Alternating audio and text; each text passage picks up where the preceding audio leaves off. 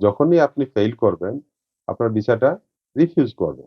Then you will become a illegal immigrant. তাদের কথাটা হচ্ছে 500,000 1 মিলিয়ন ওয়ার্ক পারমিট দিবে, হুম, হুম, অ্যাপ্লিকেশন ফি নেবে, হুম, এনএইচএস সার্ভিসের নিবে, হুম, এমপ্লয়াররা এপ্লাই করবে, হুম, লাইসেন্সের ফি দিবে। হুম, এই সবই তো মানি ম্যাটার। হোম অফিসের প্রাইম অবজেক্টিভ এইটা নয় যে ইমিগ্রেন্টদের স্বার্থ রক্ষা করা। আমরা যখন ১ম কেয়ার ভিসার যখন পলিসি সবাই কম বেশি আমরা দেখেছি। হুম, এটাতে লেখা ছিল যে হোম অফিস ভালোভাবে এমপ্লয়ারকে দেখবে। হুম, নাম্বার 1, নাম্বার 2 এমপ্লয়ার ভায়াবল কিনা সেইটা দেখবে। হুম, এমপ্লয়ার সেলারি দিতে পারবে কিনা সেটাও দেখবে। হুম, সবগুলো যাচাই বাছাই করে স্পন্সরশিপ লাইসেন্স ইস্যু করবে। হুম, তো রেজাল্ট দাঁড়িয়েছে উল্টো।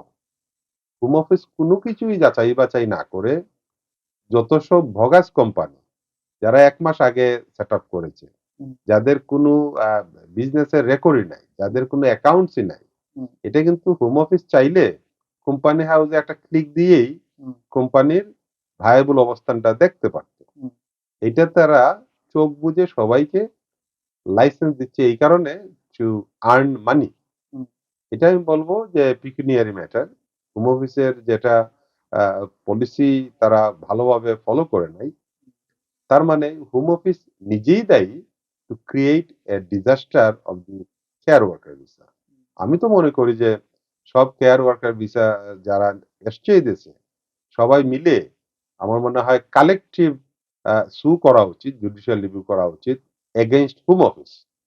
যে এইসব আ ভুয়া কোম্পানিগুলোতে লাইসেন্স কেন দিয়েছে হোম অফিস? হুম, এবং হোম অফিসের এই স্পন্সরশিপ লাইসেন্স দেওয়ার কারণেই কারণ তারা তো ইনোসেন্ট ভিকটিম।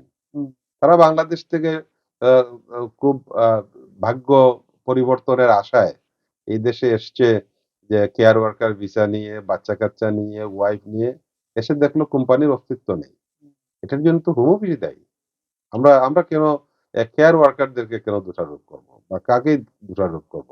হোম অফিস যদি এই আ বিজনেস প্রতিষ্ঠানগুলোকে ভালোভাবে দেখে শুনে স্পন্সরশিপ লাইসেন্স ইস্যু করত, তাহলে এই সিচুয়েশন আমার মনে হয় ক্রিয়েট হতো না। বাট এটা আসলে কিভাবে সম্ভব? যেমন আপনি তো এমবিসি ফেস করতে হয়, ইন্টারভিউ দিয়ে হিথ্রো নো দ্যাট এয়ারপোর্ট ইস মানে ক্রস করে আপনি এদেশে আসলেন। কিন্তু আপনি যে এইটা মানে লেজিটিমেট কোনো কোম্পানি না।